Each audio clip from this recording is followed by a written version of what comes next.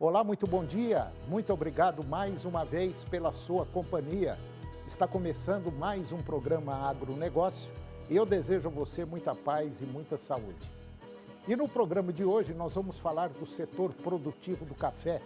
Vamos falar também do uso de drones agrícolas para a realização de uma auditoria de risco. Vamos comentar do acordo Mercosul-União Europeia e eu vou conversar com Júlio Tosta. Ele é diretor do movimento Mais Seguro e nós vamos falar sobre segurança em propriedade rural, ou seja, vamos falar de seguro como ferramenta de planejamento e não de custos. O programa Agronegócio já está no ar.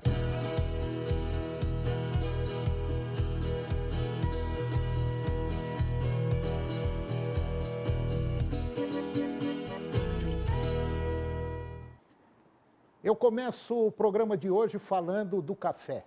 O mercado brasileiro do café ele voltou a apresentar um dinamismo após a retomada das atividades no início do ano.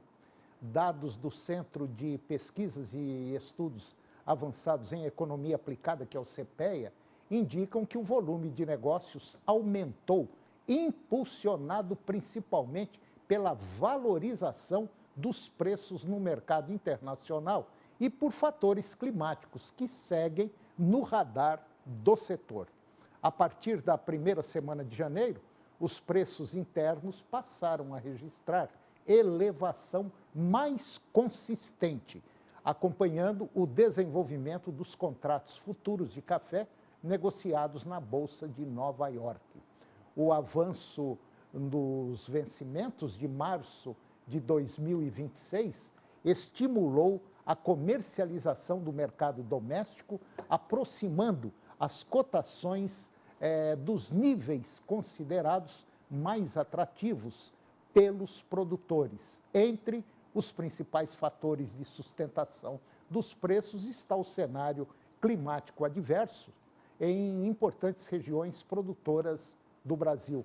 A redução das chuvas, vamos dizer assim, tem gerado preocupação em relação ao desenvolvimento da safra 26-27, que se encontra na fase de enchimento de grãos, na maior parte das lavouras, especialmente nas áreas produtoras de café arábica. Além disso, a valorização do real frente ao dólar contribuiu para o movimento de alta nos contratos futuros, influenciando o comportamento dos preços internos no ambiente doméstico. Agentes de mercado apontam que a necessidade de geração de caixa por parte de alguns agricultores no início do ano também favoreceu o aumento da liquidez e das negociações. E agora eu vou falar do uso de drones, um tema muito interessante, porque aqui em Goiás nós temos um grande número de drones agrícolas para a realização de uma auditoria de risco. Os Estados Unidos, eles apertaram as regras para operações de drones agrícolas fabricados no exterior, em um movimento que amplia o debate sobre soberania de dados e segurança nacional no uso dessa tecnologia no campo. O Sindicato Nacional das Empresas de Aviação Agrícola, o SINDAG, disse que a mudança decorre do vencimento em 23 de dezembro agora do ano passado, do prazo previsto na Lei de Autorização de Defesa Nacional para realização de uma auditoria de risco sobre equipamentos estrangeiros exigidas pelo Congresso americano.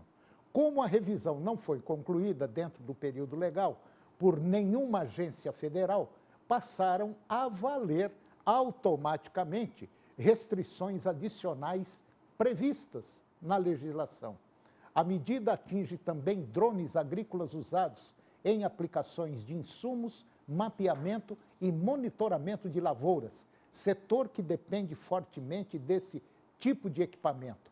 Na prática, novos drones fabricados fora dos Estados Unidos ou modelos ainda não homologados deixam de obter autorização de radiofrequência requisito essencial para a importação, comercialização e uso legal no país. Os equipamentos já homologados, antes do prazo, seguem operando normalmente, mas a limitação sobre novos registros e a expansão de frota cria incertezas para fabricantes, distribuidores e usuários.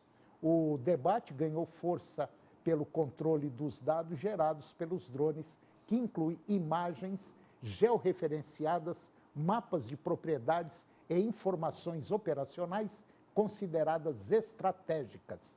Autoridades americanas adotam uma postura preventiva, apesar da ausência de provas públicas de uso indevido dessas informações. Analistas apontam que, além da segurança nacional, a decisão também reflete uma disputa tecnológica e econômica com impacto direto sobre o futuro da agricultura de precisão e do mercado de drones no país. E agora eu vou conversar com Júnior Tosta. O Júnior, ele é diretor do Movimento Mais Seguro. E nós vamos falar da segurança de propriedades rurais. Agora, essa propriedade, essa segurança que nós vamos falar, é sobre seguro. Não um seguro assim, vai ser um dinheiro que eu vou gastar. Não. Nós vamos falar que o seguro é uma ferramenta de planejamento e não gasto, não custos. Júnior Tosta, muito bom dia, muito obrigado pela sua presença, tudo bem? Bom dia, Toninho. Prazer estar aqui com você no TV Agronegócio. É um prazer estar mais uma vez aqui com você e tudo bem, graças a Deus. Bom, ô Júnior, a gente sabe que de maneira geral, a gente só faz seguro depois que a bomba estoura. E principalmente no setor agro, nós temos aí um aumento significativo de roubo, roubo de trator, colheitadeira, implemento agrícola, adubo, fertilizante, enfim, casa. Nós temos problema de incêndio, pegar fogo num curral, pegar fogo numa casa, enfim.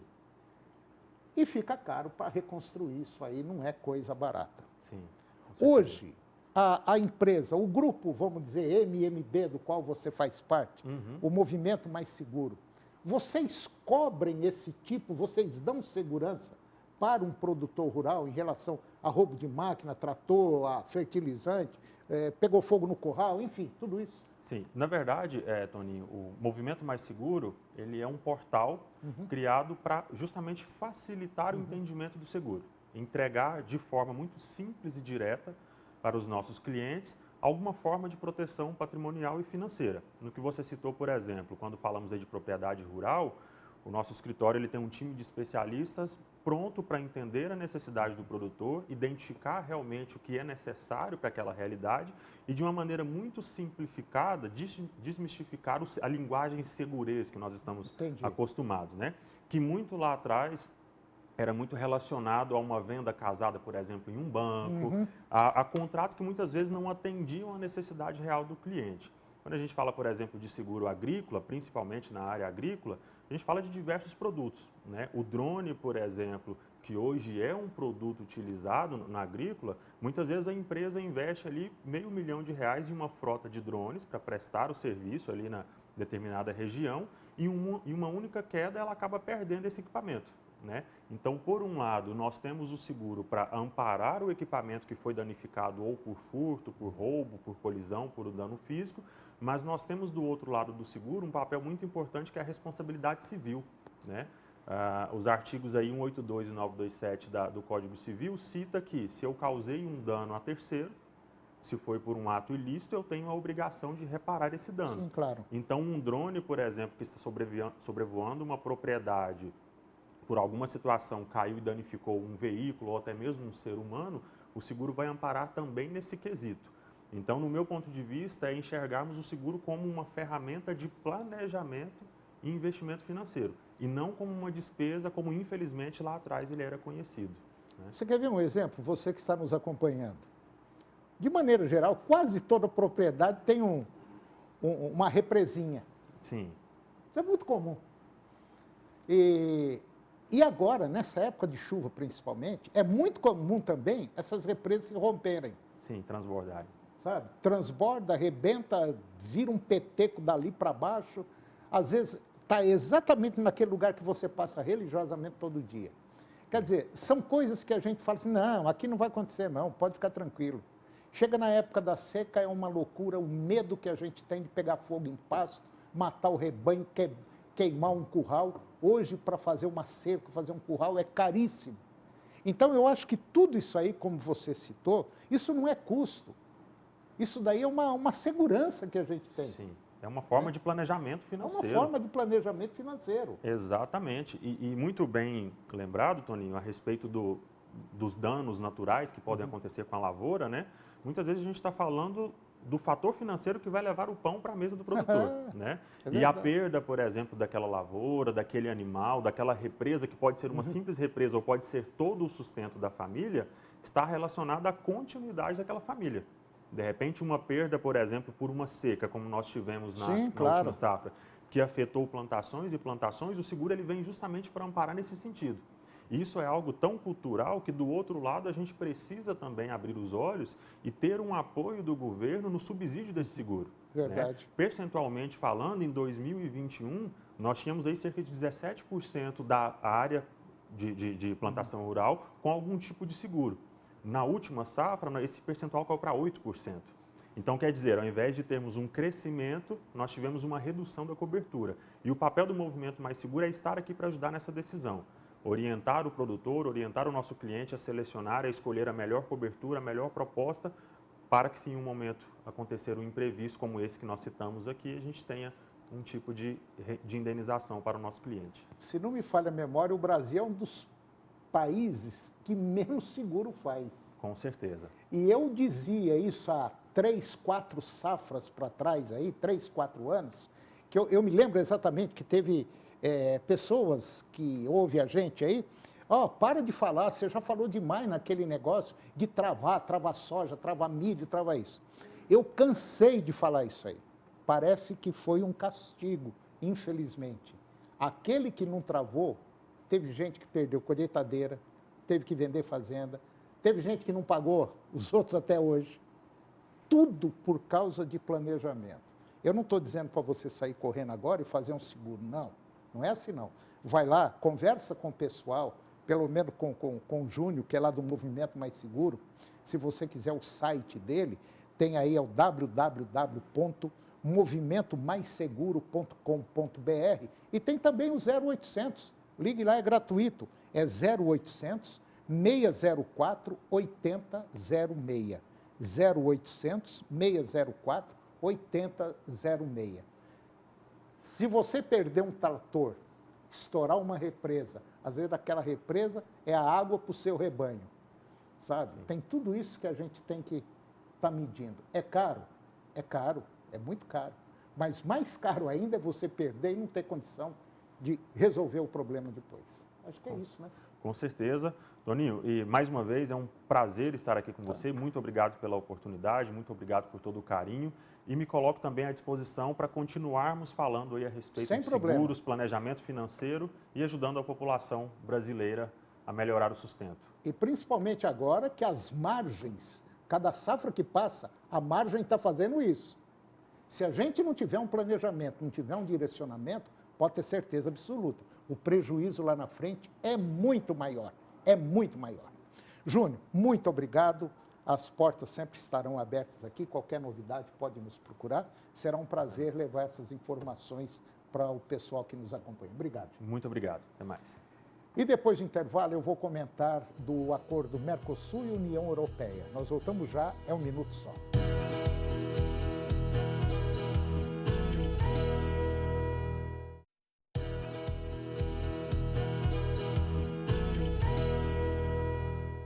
Nós estamos de volta e agora eu vou comentar do acordo Mercosul-União Europeia.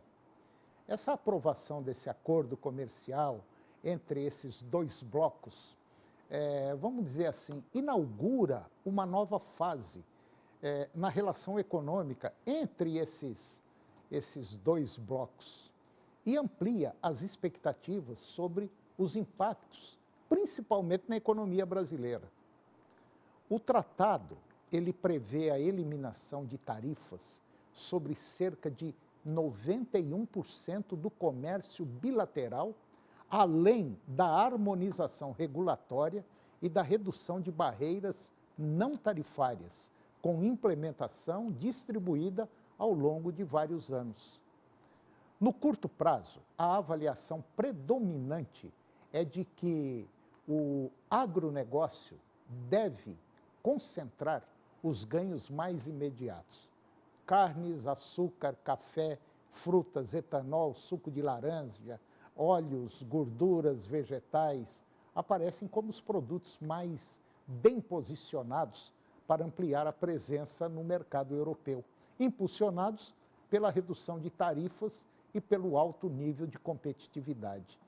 Mesmo classificados como sensíveis e sujeitos às cotas, as proteínas animais seguem entre os segmentos com potencial relevante no médio e longo prazo. Além do agro, o acordo também cria espaço para avanços industriais. O eixo de energia é outro ponto destacado. Diante da complementariedade entre as economias e da busca europeia por diversificação de fontes. Ao mesmo tempo, o acordo tende a intensificar a concorrência no mercado interno com maior entrada de produtos europeus, sobretudo bens industriais e itens de maior valor agregado.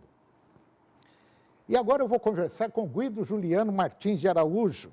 O Guido é o diretor do Instituto Saga das Águas e nós vamos falar de um tema importante. Nós vamos falar sobre o seguinte: antigamente era proibido comer muita coisa, aí a gente não comia porque era proibido, fazia mal. Hoje a coisa mudou. Tudo aquilo que não podia você pode comer agora e aquilo que você comia não pode mais. Bom dia, Guido. Bom dia, Antônio. É mais ou menos por aí? Antônio, é uma situação agora aparece uma verdade que a indústria de produtos alimentícios, não a indústria de alimentos, mas a indústria de produtos alimentícios escondeu da gente muito tempo. Dos anos 70 para cá, ou seja, de 50 e poucos anos para cá, naquela época não tinha esta epidemia de obesidade. As pessoas, a maioria, se nós olharmos as fotografias nas praias nos anos 70, a gente praticamente não achava nenhuma pessoa, exatamente, nenhuma pessoa nem com sobrepeso. Hoje a epidemia é grande ao redor do mundo. O que aconteceu? Aconteceu uma mudança genética no padrão humano? Não, mudou a alimentação. E de 1970 para cá, eles começaram a demonizar os produtos de origem animal e colocando os produtos de origem vegetal, como principalmente os óleos vegetais. Esses óleos vegetais industrializados, não o azeite de oliva, mas esses óleos de soja, girassol, canola e assim por diante, esses óleos são processados, além de serem riquíssimos num ômega, chamado ômega 9, que é inflamatório na quantidade que está contida nestes óleos, também tem produtos, resquícios, frações de substâncias que foram utilizadas no refinamento para ficar com aquela cor dourada maravilhosa, que não era.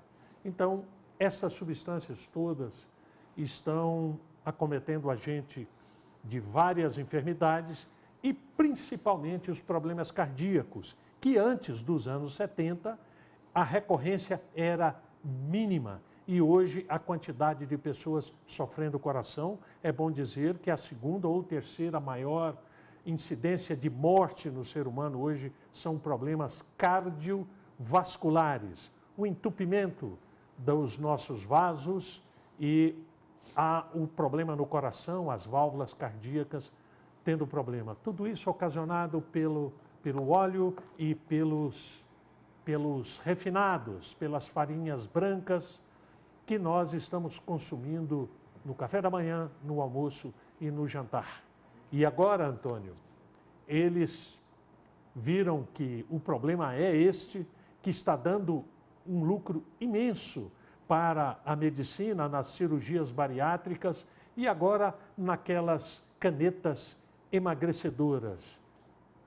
A solução é voltar para a alimentação dos nossos ancestrais, comer a gordura animal, a carne. A carne bovina faz um bem muito grande. Aliás, foi a proteína animal, seja ela do peixe e dos animais, dos mamíferos, que nos trouxe até aqui. Os nossos ancestrais se alimentavam disso, da carne, da gordura saturada e das frutas colhidas, não essa fruta processada que está nos sucos e nas compotas e nos doces extremamente açucarados, Antônio. O dia que a minha sogra, ela ouviu essa notícia, o que era proibido agora pode, e o que pode hoje não pode, ela falou, esse povo é doido, né? Naquela época nossa lá, nós comíamos com banha de porco, e se você quer saber, isso ela falando, o que é o óleo de soja, esses óleos que a gente está comendo, é só você olhar no sifão da pia, ou na caixa de gordura da pia. O que acontece na caixa de gordura, acontece no coração da gente, nas veias da gente. Quer dizer, entope basicamente tudo. É um óleo grosso. Já a banha de porco, a gordura de porco, para quem comeu e come, é fininha, né? Parece água. É diferente daquilo que a gente come hoje. Então, e não é só o óleo, né? Antônio. É hambúrguer. Sim. Hoje você não sabe o que é queijo de leite ou queijo de, como é que fala? Soro, né? Sim, soro de leite. Soro de leite. Lactose. Você não sabe mais o que é que você está bebendo. Essa é a realidade nua e crua. Antônio, e tem a preocupação. Nós estamos olhando aí jovens com níveis de testosterona baixíssimos. E você vai pegar uma pessoa da roça hoje que se alimenta daqueles produtos da roça com testosterona ideal. Então, o desequilíbrio endócrino está muito grande por conta desses alimentos riquíssimos em aditivos, seja para dar cor, seja para dar sabor ou dar uma rentabilidade maior para a indústria de produtos alimentícios. Mas nós estamos pagando muito caro por conta desse alimento. Eles são cada vez mais gostosos e cada vez menos nutritivos e que fazem muito mal à saúde. O Donald Trump, quando ele assumiu a presidência agora, da última vez, ele disse, num discurso dele, que ele ia entrar pesado contra as indústrias de alimentos que estavam matando a população. Exatamente. Então está aí, esse é mais um efeito Trump, se você quer saber. E ele disse exatamente isso, que o prejuízo que as pessoas estão dando para o Estado em relação à obesidade é um prejuízo astronômico. E que ele disse que nós temos que tomar cuidado com a alimentação. E eu vou baixar um decreto exigindo que as indústrias mudem o comportamento produtivo dos alimentos de hoje. Exatamente, Antônio. E o Brasil tem uma oportunidade imensa. Imagine você, nós podemos sair em qualquer cidade nossa, vamos supor aqui em Goiânia, você vai tomar uma vitamina de frutas e você vai enxergar a fruta ali e a pessoa vai processar aquela fruta naquele momento. Nos Estados Unidos, você vai tomar um suco de laranja, vem em caixinha. Você quer um suco, se você quer maçã, dificilmente você vai achar um suco de maçã que não seja na caixinha. Você vai encontrar frutas, mas o americano prefere o suco que está prontinho e cheio de açúcar e aditivos, corantes, etc. É o suco que não é suco. Exatamente. É mais ou menos por aí. Ô Guido, mais uma vez, obrigado e até a próxima. Até a próxima. Obrigado. E o programa de hoje chegou ao fim e eu termino com a seguinte frase: não tema crescer lentamente, tenha medo apenas de ficar parado. Muito obrigado pela sua companhia, que Deus os abençoe e até o próximo programa.